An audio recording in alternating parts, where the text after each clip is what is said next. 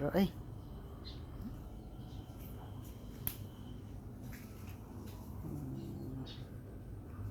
Mình vui vào cây đó nè,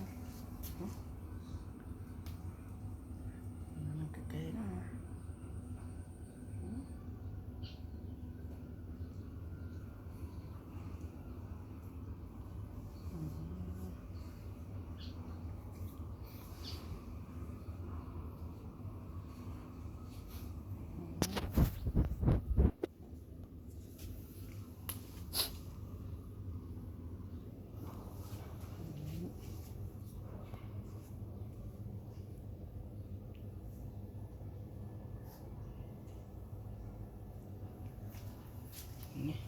Trời ơi, có gì hả? Ok no.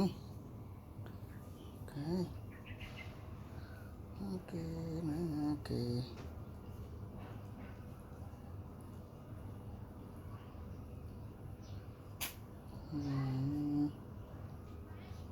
Vượt màu chưa đây? Vượt màu chưa ai? Hả? Chồng chị trái lịch đại lịch trường mà ngay. Hả?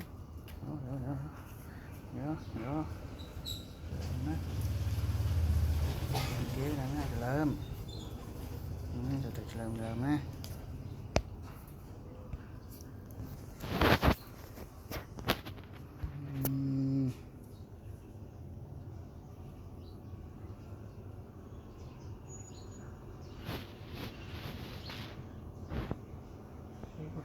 Tiếp hơi Vương Tuấn ơi, trường Tây Mai trái trường Tây Mai